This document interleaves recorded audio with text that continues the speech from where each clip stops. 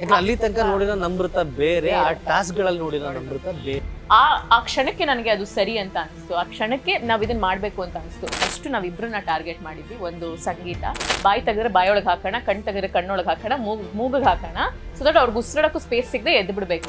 Reality ಶೋಗೋಸ್ಕರ ನಾವ್ ಯಾಕೆ ಇಂಥ ಮಟ್ಟಕ್ಕೆ ಇಳಿಬೇಕು ಅನ್ನೋದು. ಸೊ ಅದ್ರ ಬಗ್ಗೆ ನನಗೆ ಈಗಲೂ ಪಶ್ಚಾತ್ತಾಪ ಇದೆ. ನಾವು ಮಾಡಬಾರ್ದಾಗಿತ್ತು, ನಾವು ಆ ಮಟ್ಟಕ್ಕೆ ಇಳಿಬಾರ್ದಾಗಿತ್ತು. ನಿಮ್ಮ ಎಕ್ಸ್ಪ್ರೆಷನ್ಗೆ ಬಿಗ್ ಬಾಸ್ ಮೇಲೆ ಇಬ್ರು ಬಿದ್ರು. ಕಾರ್ತಿಕ್ ಮುಂಚೆಯಿಂದನೂ ಡೇ ಒನ್ನಿಂದನೂ ಅವ್ರು ಫ್ಲರ್ಟ್ ಮಾಡ್ತಾ ಇದ್ದು, ಅಥವಾ ಇರೋದೇ ಹಂಗೇನಾ, ಮುಂಚೆ ಇದ್ದಿದ್ದು ನಿಜಾನ, ಈಗಿರೋದು ನಿಜಾನ, ಅಟೆನ್ಷನ್ಗೋಸ್ಕರ ಮಾಡಿದ್ದ, ಪಬ್ಲಿಸಿಟಿಗೋಸ್ಕರ ಮಾಡಿದ್ದ, ಗೇಮ್ಗೋಸ್ಕರ ಮಾಡಿದ್ದ. Sir is not at all made for Bigg Boss ಅಂತ. ಭಯ ಇದ್ದಿದ್ದು ಬಿಗ್ ಬಾಸ್ಗೆ ಹೋಗೋದಕ್ಕೆ ನನ್ನ ಬಗ್ಗೆ ತುಂಬ ತಿಳ್ಕೊಂಡ್ಬಿಡ್ತಾರ ಜನ. ನನಗೆ ಬೇರೆಯವ್ರದ್ದೆಲ್ಲ ಗೊತ್ತಿಲ್ಲ. ನಾನು ವಿನಯ್ ಯಾವುದೇ ಒಂದು ಸಿಚುವೇಶನಲ್ಲಿ ಮಾಡಲಿಲ್ಲ. ನಾವು ಆ ಥರ ಯಾರು ಮಾಡಿದ್ದಾರೆ ನಿಮ್ಗೆ ಅನ್ಸಿರೋ ಪ್ರಕಾರ? ಎಲ್ಲರೂ ಮಾಡಿದ್ದಾರೆ. 17 ಜನದಲ್ಲಿ ಒಂದು ಪಾಯಿಂಟ್ ಆಫ್ ಟೈಮ್ ಅಲ್ಲಿ ನಮ್ರತ ಎಷ್ಟು ವೈಲ್ಡ್ ಅಂತಾನೆ ಕರಿಬಹುದು ಅಂತ. ಆ ಸೋಪ್ ನೀರು ಎರ್ಸೋದ್ರಲ್ಲಿ ಎಷ್ಟು ಸೋಪ್ ನೀರು ಹಾಕ್ತಿರಲ್ವಾ, ಅಂದ್ರೆ ಅಷ್ಟು ಅಂದ್ರೆ ಇನ್ವಾಲ್ವ್ ಆಗಿ ಆ ಗೇಮ್ನ ಆಡ್ತೀರಾ, ಹಾಕ್ತೀರಾ, ಆ ಕೋಪ ಅಷ್ಟೊಂದು ಇರುತ್ತೆ ನಿಮ್ಗೆ ಆ ಮೂಮೆಂಟ್ ಅಲ್ಲಿ. ಯಾಕಂದ್ರೆ ಅಲ್ಲಿ ತನಕ ನೋಡಿರೋ ನಮ್ರತ ಬೇರೆ, ಆ ಟಾಸ್ಕ್ ಗಳಲ್ಲಿ ನೋಡಿರೋ ನಮ್ರತ ಬೇರೆ. ನನಗೂ ಆ ನಮ್ರತ ಇದ್ದಾಳೆ ಅಂತ ಗೊತ್ತಿರಲಿಲ್ಲ. ಹೊರಗಡೆ ಅವೆಲ್ಲ ನಾನು ಮಾಡೋದೇ ಇಲ್ಲ. ಫಿಸಿಕಲ್ ಹರ್ಟ್ ಆಗಲಿ ಅಥವಾ ರಿವೆಂಜ್ ತಗೊಳ್ಳೋದಾಗಲಿ ಅವೆಲ್ಲ ನಾನು ಮಾಡೋದೇ ಇಲ್ಲ. ಆ ಮನೇಲಿ ಹೆಂಗೆ ಅಂದರೆ, ಒಬ್ರು ಯಾರು ನಿಮಗೆ ಮಾತಾಡಿದ್ರೆ ಅದೇ ದೊಡ್ಡ ವಿಷಯ, ಯಾರು ಬೇಜಾರು ಮಾಡಿದ್ರೆ ಅದೇ ದೊಡ್ಡ ವಿಷಯ. ಅಲ್ಲಿ ನಡೆಯೋ ಚಿಕ್ಕ ಚಿಕ್ಕ ವಿಚಾರನೇ ನಮ್ಮ ಜೀವನದಲ್ಲಿ ಅತಿ ದೊಡ್ಡ ವಿಷಯ ಅಂತ ನಮ್ಗನ್ಸುತ್ತೆ. ಬಿಕಾಸ್ ನಮ್ಮ ಜೀವನನೇ ಅದು. ಸೊ ಹೊರಗಡೆ ನಮ್ಗೆ ಏನು ತಲೆಯಲ್ಲಿರಲ್ಲ, ಏನು ನಡೀತಾ ಇದೆ ಏನೂ ಇಲ್ಲ. ಇವ್ನು ನನಗೆ ಹಿಂಗಂದ ಅಥವಾ ಇವಳು ನನಗೆ ಹಿಂಗೆ ಮಾಡಿದ್ಲು, ನಾನು ಅದನ್ನು ವಾಪಸ್ ಕೊಡಬೇಕು ಅನ್ನೋದು ಒಂದು ಪಾಯಿಂಟಲ್ಲಿ ಎಲ್ರಿಗೂ ಬಂದ್ಬಿಡುತ್ತೆ. ಎಸ್ಪೆಷಲಿ ಆ ರಾಕ್ಷಸರು ಗಂಧರ್ವರಲ್ಲಿ ತುಂಬಾ ಪ್ರವೋಕ್ ಮಾಡಿದ್ರು ನಮ್ಮನ್ನ. ನಿಮ್ಗೆ ತೋರಿಸಿದಾರೋ ಬಿಟ್ಟಿದಾರೋ ನನಗೆ ಗೊತ್ತಿಲ್ಲ, because I haven't watch the episodes. But ತುಂಬ ಪ್ರವೋಕ್ ಮಾಡಿರ್ತಾರೆ ನಾವು ಗಂಧರ್ವರಾಗಿದ್ದಾಗ. ಅವರು ಆ ಸೋಪ್ ವಾಟರ್ ಐಡಿಯಾ ಅನ್ನೋದು ಏನಿದೆಯಲ್ಲ, ಅದು ಅವ್ರದ್ದೇನೆ, ಸಂಗೀತ ಕಾರ್ತಿಕ್ ಅವ್ರ ಟೀಮ್ದೇನೆ ಅದು. ಸೊ ಸೋಪ್ ವಾಟರ್ ನಮ್ಮ ಟೀಮ್ ಅವ್ರು ಕೂತಿದ್ದಾಗ ನಮ್ಮ ಟೀಮ್ ಅವ್ರು ತಡ್ಕೊಂಡಿದ್ದಾರೆ ಅಷ್ಟೇ. ಡಿಫ್ರೆನ್ಸ್ ಏನಂದರೆ ಅವ್ರದ್ದು ಸೇಮ್ ಇತ್ತು, ಬಟ್ ನಮ್ಮ ಟೀಮ್ ಅವ್ರು ತಡ್ಕೊಂಡಿದ್ದಾರೆ, ಅಷ್ಟು ರಿಯಾಕ್ಟ್ ಮಾಡಲಿಲ್ಲ. ಅವ್ರ ಟೀಮ್ ಅವ್ರಿಗೆ ತಡ್ಕೊಳ್ಳೋ ಕೆಪಾಸಿಟಿ ಇರಲಿಲ್ಲ, ಬಟ್ ನಾವು ಕೂಡ ಸೇಮ್ ಮಾಡಿದ್ದು. ನಮಗೆ ಹಿಂಗೆ ಮಾಡಿದರೆ ನಾವು ವಾಪಸ್ ಕೊಡಬೇಕು ಅನ್ನೋದು ಆ ಕ್ಷಣಕ್ಕೆ ನನಗೆ ಅದು ಸರಿ ಅಂತ ಅನಿಸ್ತು. ಆ ಕ್ಷಣಕ್ಕೆ ನಾವು ಇದನ್ನು ಮಾಡಬೇಕು ಅಂತ ಅನಿಸ್ತು. ಆ ಇನ್ಸಿಡೆಂಟ್ ಆದ್ಮೇಲೆ ನನ್ಗೆ ಅನ್ಸುತ್ತೆ, why did we do that. Visuals ನೋಡಿದ್ರ? ವಿಜುವಲ್ಸ್ ನೋಡಿಲ್ಲ ನಾನು. ನಂಗೆ ನೋಡೋಕ್ಕೂ ನಂಗೆ ಆಗಲ್ಲ, ನನಗೆ ಎಪಿಸೋಡ್ಸ್ ಎಲ್ಲ ನೋಡೋಕ್ಕೆ. ಬಿಕಾಸ್ ಆ trauma, we went through the trauma ಅಲ್ವಾ, ಅದನ್ನ ಮತ್ತೆ ನೋಡೋದು ನಮಗೆ ಅನಿಸ್ತಾ ಇತ್ತು, why Namrata is behaving like this ಅಂದ್ರೆ.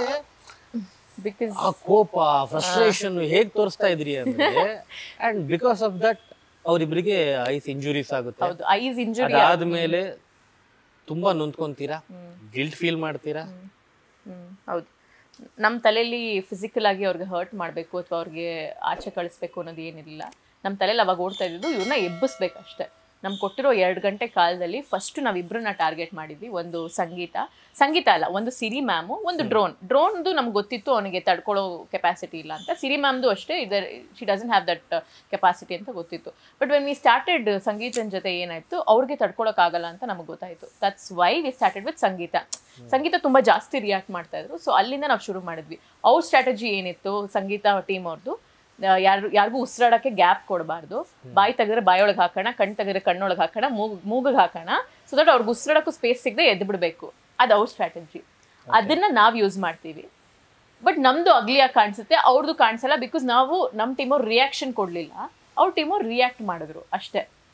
ಸೊ ನಿಮ್ ಏನಂತಾರೆ, ಆಚೆಯಿಂದ ನೋಡೋರಿಗೆ ಅದು ಅಗ್ಲಿ ಅಂತ ಕಾಣಿಸ್ಬೋದು, ಒಳಗಡೆ ಇರೋರಿಗೆ ಇವ್ರು ಮಾಡಿದ್ ನಾವು ಮಾಡ್ತಾ ಇದೀವಿ ಅಷ್ಟೇ ಅನ್ನೋದಷ್ಟೇ ಒಂದು ಥಾಟ್ ಇದ್ದಿದ್ದು ತಲೆಯಲ್ಲಿ.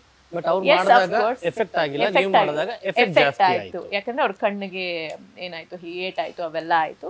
ಸೊ ಅದನ್ನ ನಾನಂತೂ ತುಂಬಾ ರಿಗ್ರೆಟ್ ಮಾಡಿದೀನಿ. ಒಂದು ಗೇಮ್ಗೋಸ್ಕರ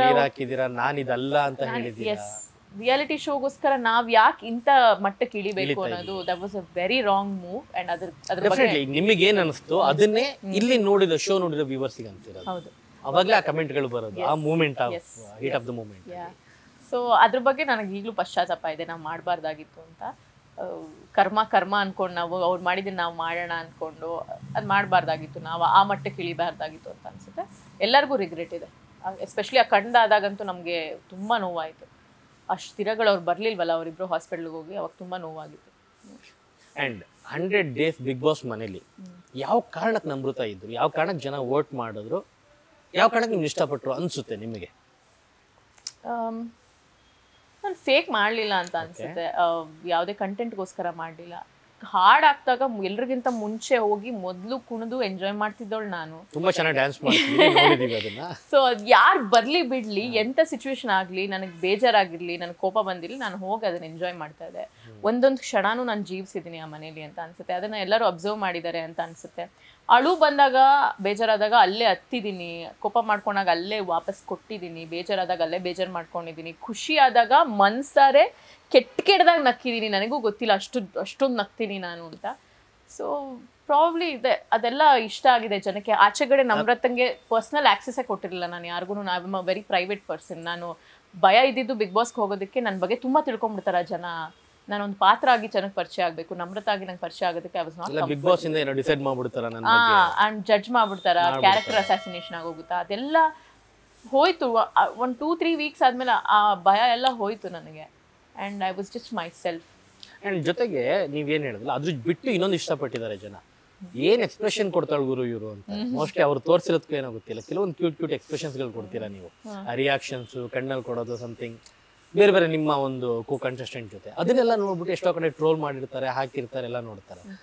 ಅಂದ್ರೆ ಹೇಗೆ ಹೇಳ್ತಾರೆ ಅಂತ ಅಂದ್ರೆ ಹುಡುಗರುಗಳು ಇವಳು ಎಕ್ಸ್ಪ್ರೆಷನ್ಗೆ ಬಿದ್ಬಿಡ್ಬೇಕು ಅನ್ನೋ ತರ ಎಲ್ಲ ಹೇಳ್ತಾರೆ. ಸೊ ಆ ರೀತಿ ನಿಮ್ ಎಕ್ಸ್ಪ್ರೆಷನ್ಗೆ ಬಿಗ್ ಬಾಸ್ ಮೇಲೆ ಇಬ್ರು ಬಿದ್ರು. ನನಗೆ ಗೊತ್ತೇ ಇಲ್ಲ ನಾನು ಅಷ್ಟು ಎಕ್ಸ್ಪ್ರೆಸಿವ್ ಅಂತ. ನಾನು ಹೇಳ್ತಾ ಇಲ್ವಾ, ನಾನು ಕಂಡ್ಕೊಂಡಿದ್ದೆ ಆ ಮನೇಲಿ ಅಂತ.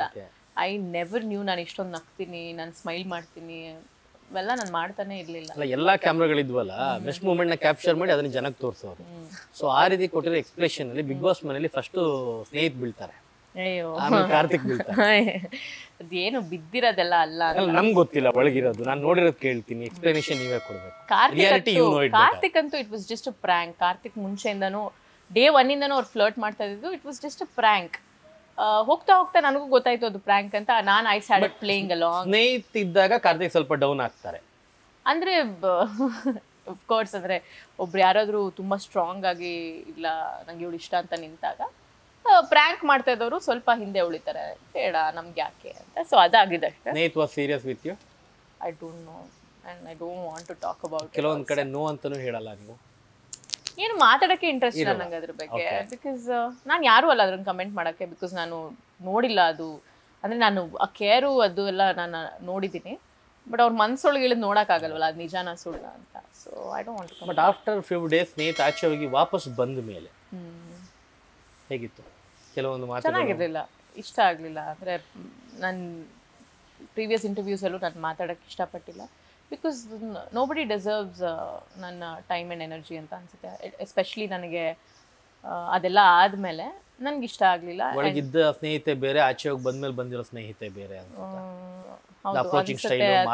ಅಥವಾ ಇರೋದೇ ಹಂಗೇನಾ, ಮುಂಚೆ ಇದ್ದಿದ್ದು ನಿಜಾನ, ಈಗಿರೋದು ನಿಜಾನ? ಸೊ ಅದೆಲ್ಲ ಕ್ವೆಶನ್ಸ್ ಒಳಗೆ ಗೇಮಿಗೋಸ್ಕರ, ಸೊ ಅಟೆನ್ಷನ್ಗೋಸ್ಕರ ಮಾಡಿದ್ದ, ಪಬ್ಲಿಸಿಟಿಗೋಸ್ಕರ ಮಾಡಿದ್ದ, ಗೇಮ್ಗೋಸ್ಕರ ಮಾಡಿದ್ದ, ಇದೆಲ್ಲ ಪ್ರಶ್ನೆಗಳು ಬರುತ್ತೆ. ಬಟ್ ನನಗೆ ಕಮೆಂಟ್ ಮಾಡಕ್ಕೆ ಇಂಟ್ರೆಸ್ಟೇ ಇಲ್ಲ. ಅವ್ರವ್ರ ಆಟ ಅವ್ರವ್ರ ಗೇಮು ಆಡ್ತಾ ಇದ್ರು ಅಷ್ಟೇ. ಅನ್ಸಿದ್ಯಾ ನಿಮ್ಗೆಲ್ಲೋ ಒಂದ್ ಕಡೆ ನಮ್ರತನ ಫ್ರೆಂಡ್ಶಿಪ್ ಮಾಡ್ಕೊಂಡು ನಮ್ರತನ ಹತ್ರ ಫ್ಲರ್ಟ್ ಮಾಡಿ ಕ್ಲೋಸ್ ಆದರೆ ನಮಗೆ ಜಾಸ್ತಿ ವೋಟ್ ಬಿಡ್ಬೋದು ಅಥವಾ ಫಾಲೋವರ್ಸ್ ಬರ್ಬೋದು, ನಮ್ರತ ಸೀರಿಯಲಿಂದ ಮನೆ ಮನೆಗೆ ತಲುಪಿದ್ದಾರೆ ಅನ್ನೋದು ಹಂಗೇನಿರಲ್ಲ, ಆ ಥರ ಏನಾದರೂ ಯುಟಿಲೈಸ್ ಮಾಡ್ಕೊಂಡ್ರು ಅಂತ? ಹಂಗೇನಿರಲ್ಲ ಅನ್ಸುತ್ತೆ ಪ್ರಾಬಬ್ಲಿ. I don't no. ನನಗೆ ಈ ಪಾಯಿಂಟಲ್ಲಿ ನಾನು ಯಾವುದನ್ನು ಬಿಲೀವ್ ಮಾಡೋಕ್ಕೆ ರೆಡಿನೇ ಇಲ್ಲ. ನಾನು ಯಾವ್ದು ರಿಯಾಲಿಟಿ, ಯಾವ್ದು ಆಕ್ಟಿಂಗ್, ಎಕ್ಸಾಕ್ಟ್ಲಿ. ಸೊ ನನಗೆ ಗೊತ್ತಿಲ್ಲ. ಈಗ ಸ್ನೇಹಿತ ಬಂದ್ಮೇಲೆ ಒಂದು ಮಾತು ಹೇಳ್ತಾರೆ, ಆ ಮಾತಿಗೆ ನೀವು ಕೌಂಟರ್ ಕೊಡ್ತೀರಾ? ಯಾರು ಗೆಲ್ಬೇಕು ಬಿಗ್ ಬಾಸ್ ಅಂದ್ಕೊಳ್ಳಿ ಅವರು ಅಂತ, ನೆಕ್ಸ್ಟ್ ನಿಮ್ಗೆ ಗೊತ್ತಿಲ್ಲ ಎಷ್ಟು ಜನ ಗೆಲ್ಲಿಸ್ತೀರಾ ಅಂತ ಕೇಳ್ತೀರಾ ಮಾತು. So how shocking it was. ಅಂದ್ರೆ 3 ಜನ ಫ್ರೆಂಡ್ಸ್ ಆಗಿರ್ತೀರಾ. ಸೊ 3 ಜನದಲ್ಲಿ ಒಬ್ರು ಆಚೆ ಹೋಗ್ತಾರೆ. ಅಂದ್ರೆ ಫ್ರೆಂಡ್ಶಿಪ್ ಅಂದ್ರೆ ಒಂದು ಸಮಾನ ಫ್ರೆಂಡ್ಶಿಪ್. ಇವ್ರ ಜೊತೆ ನೀವು ಎಷ್ಟು ಕ್ಲೋಸ್ ಆಗಿರ್ತೀರೋ ಇವ್ರ ಜೊತೆನೂ ನೀವು ಅಷ್ಟೇ ಕ್ಲೋಸ್ ಆಗಿರ್ತೀರಾ. ಅಂದ್ರೆ ಇಬ್ರು 3 ಜನಕ್ಕೂ 3 ಜನ ಇಂಪಾರ್ಟೆಂಟು ಆ ಥರ. ಸೊ ಅದರಲ್ಲಿ ಒಬ್ರು ಆಚೆ ಹೋಗ್ತಾರೆ, ಅದಾದ್ಮೇಲೆ ಸ್ವಲ್ಪ ದಿನ ಆದ್ಮೇಲೆ ಬಂದು ಒಬ್ರನ್ನ ಜಾಸ್ತಿ ಸಪೋರ್ಟ್ ಮಾಡೋಕ್ಕೆ, ಪುಷ್ ಮಾಡೋಕ್ಕೆ ಟ್ರೈ ಮಾಡ್ತಾರೆ, ಇನ್ನೊಬ್ರನ್ನ ಸೈಡ್ ಲೈನ್ ಮಾಡೋಕ್ಕೆ ಟ್ರೈ ಮಾಡ್ತಾರೆ, ಅಥವಾ ಅವ್ರನ್ನ ಕಾರ್ನರ್ಗೆ ಇಡೋಕ್ಕೆ ಟ್ರೈ ಮಾಡ್ತಾರೆ. ಸೊ ಅವಾಗ ಇನ್ನೊಬ್ರಿಗೆ ಬೇಜಾರು ಆಗೇ ಆಗುತ್ತೆ. That was the point. ಅಂದರೆ ಏನು ಮಾಡ್ತಿದ್ಯಾ ಗುರು ನೀನು ಮುಂಚೆ ಇದ್ದಿದ್ದು ನೀವು ರಿಯಲ್ ನೀನಾ ಅಥವಾ ಇವಾಗಿರೋದು ರಿಯಲ್ ನೀನಾ? ಸೊ ನಾನು ಯಾರು ಹಂಗಾದ್ರೆ? ನಿಮ್ಮಿಬ್ಬರು ಫ್ರೆಂಡ್ಶಿಪ್ಪಲ್ಲಿ ನಾನು ಯಾರು ಹಂಗಾದ್ರೆ? ಸೊ ಅದೊಂದು ನನಗೆ ಬೇಜಾರಾಯಿತು. ಅದಕ್ಕೆ ನಾನು ಆ ಪ್ರಶ್ನೆ ಕೇಳಿದಷ್ಟೇ, ಎಷ್ಟು ಜನ ಗುರು ಗೆಲ್ಸ್ತೀಯ ನೀನು? ನನ್ನೂ ಗೆಲ್ಸ್ತೀಯಾ, ಅವ್ರನ್ನೂ ಗೆಲ್ಸ್ತೀಯಾ, ಇನ್ಯಾರನ್ನ ಗೆಲ್ಸ್ತೀಯಾ? ಯಾರು ಗೆಲ್ಬೇಕು ಅನ್ನೋದಿದೆ ಅದನ್ನ ಮಾಡು ನೀನು. ನಾನು ಸುಮ್ಮನೆ ನಿನ್ನ ಮಾತುಗೋಸ್ಕರ ಬಂದು ನೀವು ಗೆಲ್ಬೇಕು ಅಂತ ಹೇಳೋದಲ್ಲ. ನಿನ್ನ ಮನಸ್ಸಲ್ಲಿ ಏನಿದೆ ಅದನ್ನ ಮಾತ್ರ ಹೇಳು ಅನ್ನೋದಷ್ಟೇ ನನ್ನ ಪಾಯಿಂಟ್ ಆಗಿತ್ತು. ಬಟ್ ನಿಮ್ಗೆ ಇಷ್ಟು ತಿಂಗಳಲ್ಲಿ ಯಾರು ನಿಜವಾಗ್ಲೂ ಜಿನಿಯನ್ ಆಗಿ ಆಡ್ತಾ ಇದ್ದಾರೆ ಅನ್ಸುತ್ತೆ ನಿಮಗೆ? ಹಿ ಇಸ್ ನಾಟ್ ಫೇಕ್ ಅಪ್ಪ ಇದ್ದಂಗೆ Vinay is not at all fake.